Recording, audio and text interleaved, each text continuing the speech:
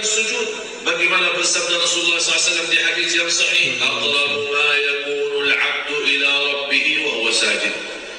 Posisi hamba Allah sangat dekat sama Allah dalam posisi sujud.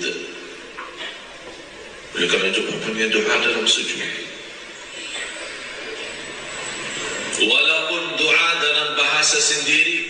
Bismillahirrahmanirrahim. Assalamualaikum warahmatullahi wabarakatuh. Alhamdulillahirrahmanirrahim. Allahumma salli ala Sayyidina Muhammad wa ala ali Sayyidina Muhammad. Sahabat teman-teman yang beriman yang insyaallah dirahmati oleh Allah Subhanahu wa taala, pada kesempatan yang sangat mulia ini mari sama-sama kita simak, kita dengarkan tausiah yang akan disampaikan oleh guru kita almarhum Syekh Ali Jabir tentang nasihat-nasihat tentang cara berdoa dan lain sebagainya. Untuk lebih jelasnya mari sama-sama kita simak. Langkah demi langkah keluar dari rumah, bismillah, tawakkaltu ala Allah, la haula wa la quwata illa billah. Doa sederhana tapi luar biasa. Dan dalam kesempatan ini saya khususkan doa. Marilah sama-sama kita mempelajari rahasia doa, keagungan doa, kemuliaan doa. Dan saya heran orang-orang punya doa tapi masih punya masalah. Berarti dia belum bisa memaksimalkan doa. Doa senjata orang mukmin. Rasulullah sallallahu alaihi wasallam bersabda, "Doa silahul mukmin." Senjata bagi orang mukmin untuk melindungi diri, untuk menyelesaikan semua masalah. Doa adalah membukakan kunci-kunci langit, pintu-pintu langit dibukakan dengan doa. Waqala Umar al-Khattab radhiyallahu anhu, berkata Umar al-Khattab radhiyallahu anhu, al-muwaffaq man wuffiqa fi kathrati ad-du'a. Yang mendapatkan taufiknya Allah yang selalu berdoa. Sekarang kita selalu berdoa tapi berfikir kenapa Allah tidak mengabulkan. Bukan urusan kita. Bukan urusan kita soal diijabah atau tidak. Tugas kita berdoa, urusan Allah kabul atau tidak. Tapi harus kita meyakinkan bersabda Rasulullah sallallahu alaihi wasallam, "Ud'ullaha wa antum muqinuna bil ijabah, faqamina an yustajaba lakum." Berdoalah kepada Allah dengan keyakinan Allah akan kabulkan doanya. Harus yakin. Apalagi saat kita berdoa memiliki keyakinan, ya Allah, saya tidak punya Tuhan selain Engkau ya Allah, yang maha mendengar dan maha melihat. Kemana saya lagi ya Allah? Kalau ya Allah Engkau hanya menerima doa orang saleh, bagaimana saya ya Allah yang masih banyak dosa dan maksiat? Begitu bahasa kita dalam doa.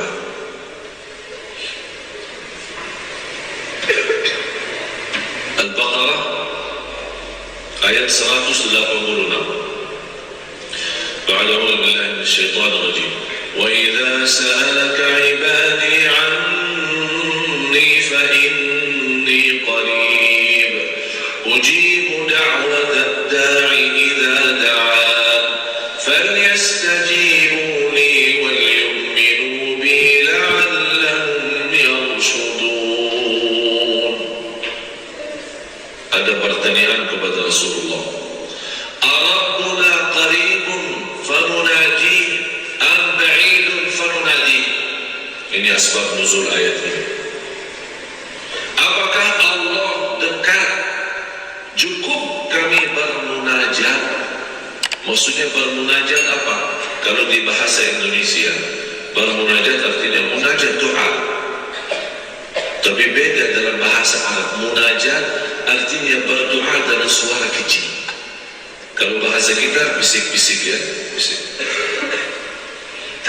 Apakah Allah dekat? Cukup kami bisik-bisik dalam doa, tidak perlu dalam suara yang keras.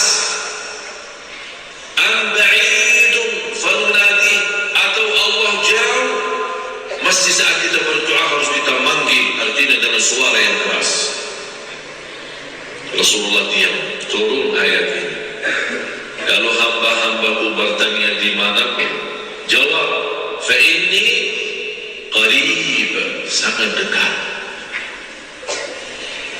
Ini ayat ini menanamkan harapan dan keyakinan saat kita berdoa Allah sangat dekat sama kita. Apalagi doa dalam sujud, bagaimana bersabda Rasulullah SAW di hadis yang sahih, aqrabu ma yakunul 'abdu ila rabbih wa huwa sajid. Posisi hamba Allah sangat dekat sama Allah dalam posisi sujud. Oleh kerana itu punya doa dalam sujud. Walaupun doa dalam bahasa sendiri boleh, tapi lebih baik di salat sunnah-sunnah diwajib tetap doa bahasa Arab. Tapi di salat sunnah, apalagi salat malam, Allah mengerti, Allah yang menciptakan segala bahasa, kita berdoa. Tapi jangan kita menghafal banyak doa bahasa Arab, tapi berdoa dalam bahasa Arab, tapi tidak memahami artinya. Rasulullah SAW bersabda, Inna Allah la yaqbalu du'aan min qalbin ghafilin lahin. Allah tidak mengabulkan doa seorang yang lalai saat berdoa. Di antara kelalaian dalam doa itu tidak mengerti artinya.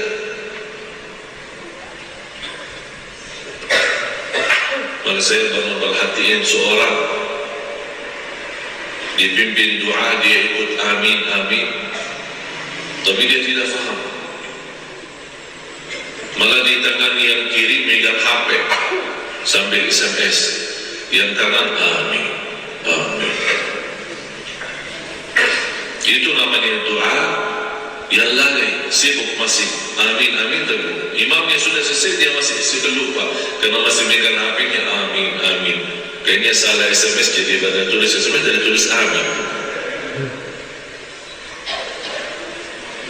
Apalagi saat umrah, saya sangat tidak setuju umrah itu dipimpin oleh mutawif yang keraskan suara dengan amin dan jemaahnya di belakang amin. Mutawif membaca doa, yang di belakang amin, malah kadang-kadang salah baca doa. Kenapa kita tidak bisa berdoa sendiri? Apalagi kalau lagi di tanah suci, tempatnya terjamin kabul doa, tanah suci, berkah, kita berdoa. Apalagi lagi tawaf, kita bisa susunkan. Kalau kita tidak hafal, ya susunkan doanya semampu kita, walaupun bahasa sendiri, bukan bahasa Indonesia lagi. Kalau bisa bahasa daerah boleh. Tawaf pertama, doakan untuk diri sendiri. Tawaf yang kedua, doakan untuk orang tua. Tawaf yang ketiga, doakan adik-adik kita, saudara kita. Tawaf yang keempat, doakan keluarga besar kita. Tawaf yang kelima, doakan orang yang menitip doa sama kita. Orang yang titip, tekan banyak, begitu mau berangkat, mau umrah, mau haji, kan banyak orang titip. Tolonglah. Tak perlu bawa surat, tuliskan nama-nama orang yang titip doa, sambil doa, ya Allah ini bapa dan ibu fulan minta doa. Siapa nama ini?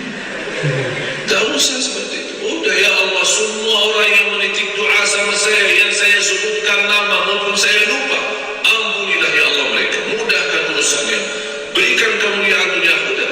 Umum, tak perlu disebutkan nama satu persatu. Allah tahu niat kita, yang dimaksud siapa. Yang keenam, kita mendoakan seluruh umat Islam yang ada di dunia. Allahumma ighfir lil muslimina wal muslimat wal mu'minina wal mu'minat al ahya'i minhum wal amwat. Ya Allah, berilah petunjuk dan hidayah kepada seluruh umat Islam, supaya umat Islam bangkit dan kembali kepada jalan yang benar. Yang terakhir, yang ketujuh, doakan negara kita Indonesia. Doakan Indonesia. Indonesia lagi sakit, krisis ekonomi, krisis politik, krisis akhlak, banyak masalah. Kalau kita tidak berdoa, berarti tidak peduli negara kita. Mendoakan negara kita bukan sunnah, malah wajib, apalagi dalam kondisi dia lagi sakit. Kita berdoa. Dan ini manfaatnya kalau kita susunkan doa seperti ini, insya Allah tidak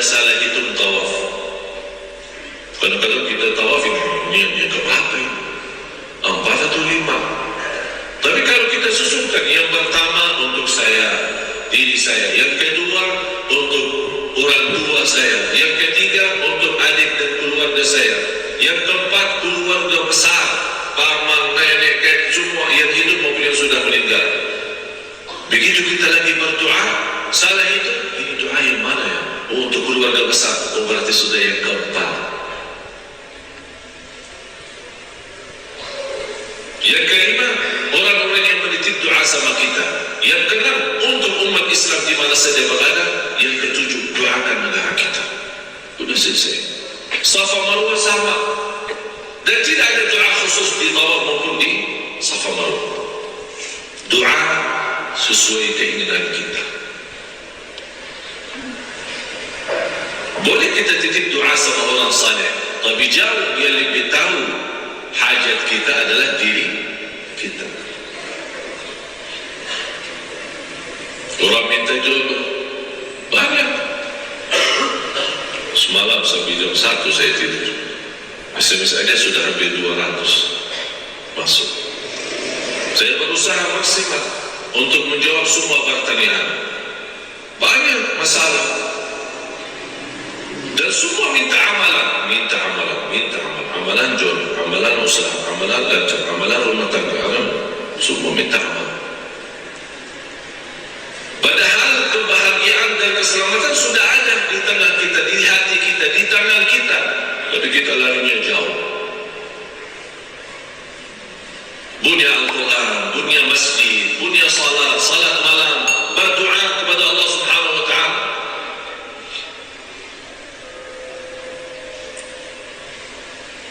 Dan orang yang berdoa, Allah paling senang doa lahuh. Apa? Lahuh. Coba sama-sama. Lahuh. Faham lahuh? Arti lahuh ya lahuh. Faham tak? Tak faham ya? Makanya belajar bahasa Arab. Atau cari orang Arab ya, nikah sama orang Arab lah, biar lebih cepat bahasa. Lahuh itu yang selalu berdoa, tidak pernah memfikir doa dikabul atau tidak, bukan urusannya dan tugasnya itu, tapi dia selalu berdoa. Setiap waktu doa, setiap salat doa, setiap sujud doa. Antara azan dan iqamah bersabda Rasulullah, da'watun la turad baina kulli azanin wa iqamah. Da'watun la turad, antara azan dan iqamah ada doa tidak ditolak. Apalagi hari Jumat, jam paginya berkah, jam siangnya berkah, sebelum khutbah berkah, habis khutbah berkah, habis salat Jumat berkah, sebelum asar berkah, sebelum maghrib berkah. Maka Rasulullah sallallahu alaihi wasallam ada satu jam bersabda, akhiru sa'atin min nahar yaumil jum'ah sa'atun la turad, dinamakan oleh ulama saat ijabah. Ada satu jam di ujung siang, kalau kita menghitungkan waktunya, kalau maghrib jam 6 berarti jam 5, 1 jam sebelum azan. Kalau kita kebiasaan, kalau kita di Madinah, hari Jumat kan libur, Kamis sama Jumat libur, Sabtu Minggu aktivitas biasa, beda sama di Indonesia.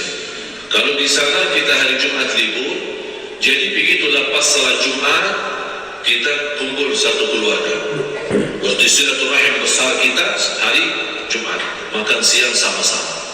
Habis makan siang kita salat asar di Masjid Nabawi.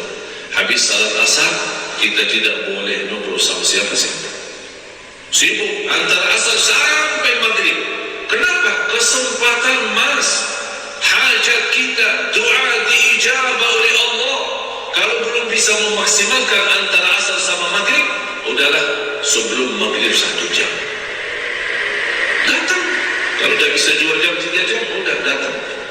Dah usah 1 jam, setengah jam, 30 menit. Masa keberatan? Kita punya hajat pusing setiap hari, dari pagi sampai malam, malah kadang susah tidur. Kita punya kesempatan berdoa kepada Allah, malah kita hilangkan kesempatan itu. Kalau sekarang ada pengumuman di mall mana atau supermarket mana, orang beli barang 1 dapat 2, lari semua orang. Wih, ini kesempatan.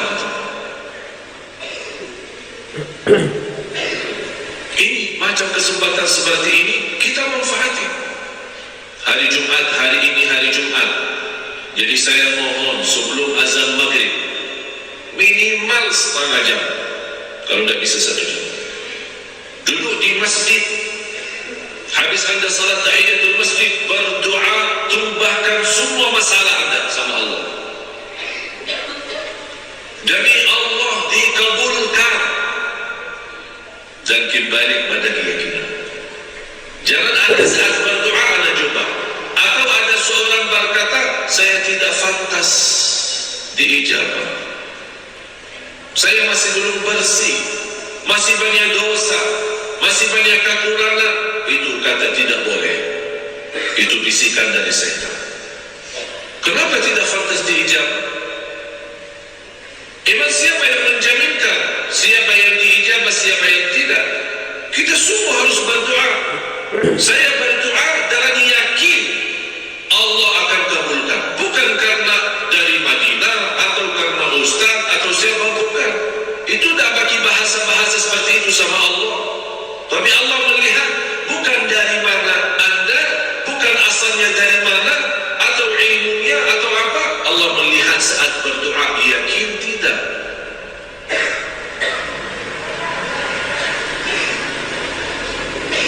Dan proses doa pasti diijabah dengan cara proses atau 3 cara. Yang pertama, orang meminta kepada Allah langsung dikabulkan. Minta jodoh dikasih jodoh, minta rezeki mobil dikasih mobil, minta rumah dikasih rumah, minta kerjaan bagus dikasih kerjaan bagus. Itu namanya doa sesuai permintaan kita. Yang kedua, kalau kita meminta sesuatu tapi kita belum nampak, belum terlihat Allah ijabah atau tidak, jangan berfikir Allah tidak mengabulkan. Tapi ternyata Allah sudah kabulkan, tapi dengan cara yang kedua. Allah menolak bala yang lebih parah walaupun kita tidak minta. Dalam takdir Allah jadi kecelakaan motor, tapi kita dapatlah minta ya Allah jangan kecelakaan motor. Alhamdulillahirrabbilalamin. Sahabat yang beriman, itulah tadi ilmu yang disampaikan oleh guru kita. Mudah-mudahan bermanfaat. Mudah-mudahan kita dapat istiqomah untuk berdoa setiap waktunya. Jangan berhenti berdoa, karena senjata orang mukmin adalah berdoa. Maka dari itu apabila yang kita inginkan, apabila kita mau sesuatu, maka dari itu kita cepat-cepat berdoa kepada Allah Subhanahu wa taala. Semoga semua hajat kita cepat dikabulkan oleh Allah Subhanahu wa taala. Amin amin ya rabbal alamin. Mungkin itu saja yang bisa dapat disampaikan, dengan kurang saya mohon maaf. Saya akhiri. Wassalamualaikum warahmatullahi wabarakatuh.